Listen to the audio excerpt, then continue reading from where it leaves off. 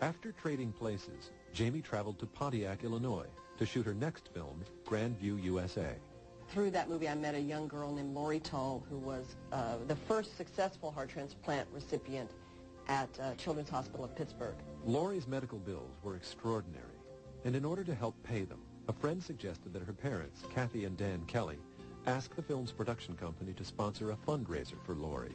The producer called and said, "We'll do it. Whatever it takes, we'll do." Later, I found out it was because of Jamie that they were going to do it.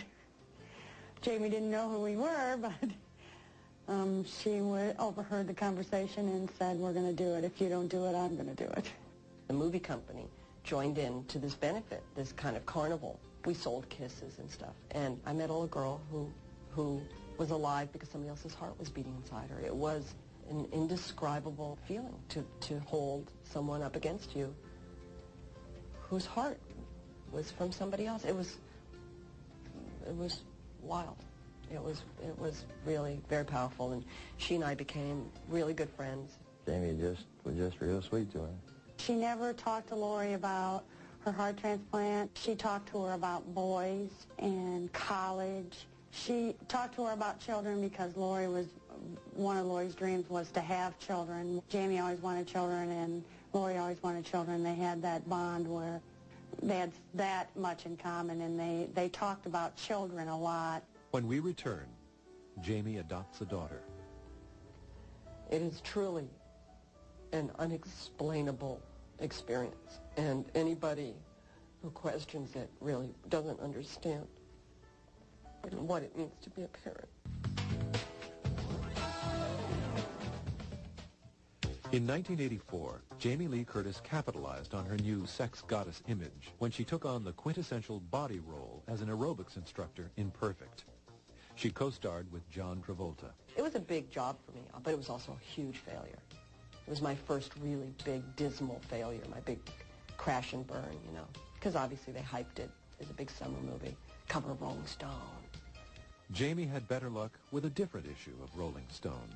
I was looking through a Rolling Stone with Cyndi Lauper on the cover doing that kind of twist and shout thing. And inside this magazine, I saw this picture of these three guys. Jamie was drawn to the man on the right. He looked like a guy. The guy was actor-director Chris Guest. And I literally said out loud, "I'm going to marry that guy." And it was simple as that. Called his agent, wanted to get to know him. But Chris played hard to get, as friend Deborah Oppenheimer recalls. Months went by and he didn't call her. Then they were both in this restaurant one day.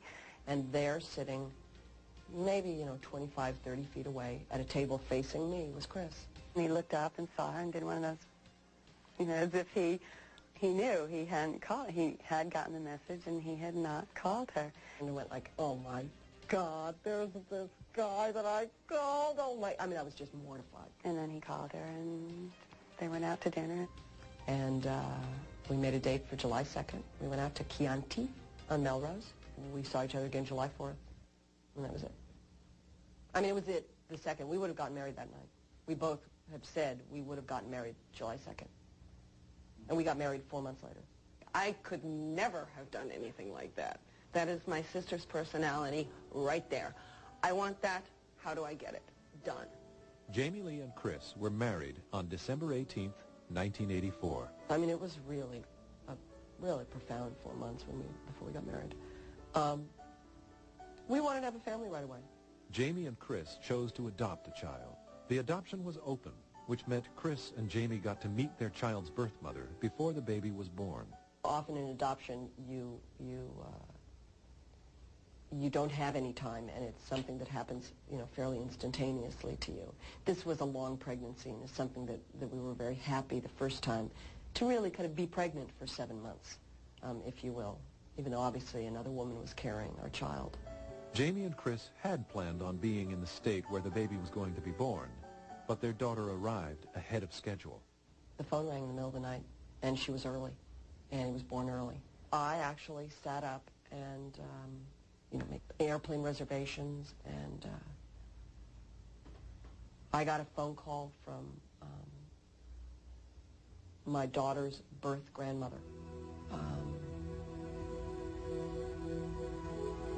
telling me that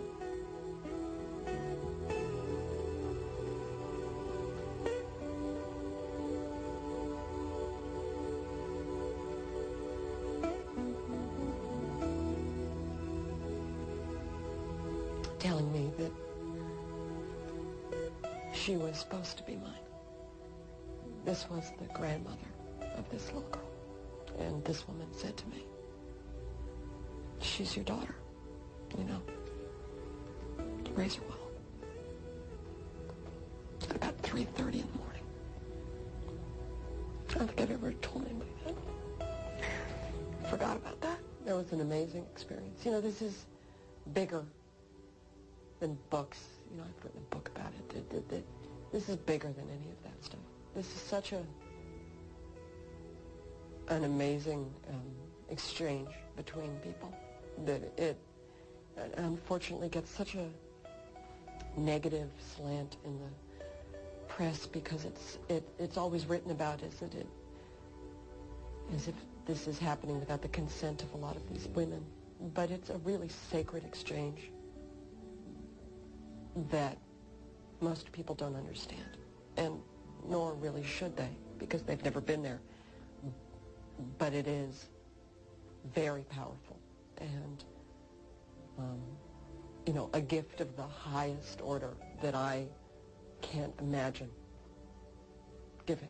So, you know, it is truly an unexplainable experience, and anybody who questions it really doesn't understand what it means to be a parent and what it really means to love something. So it's been an amazing experience to raise this girl and my little boy, my beautiful little boy. Jamie and Chris adopted their second child, Thomas Hayden Guest, in 1996. When Celebrity Profile returns, father and daughter reunite.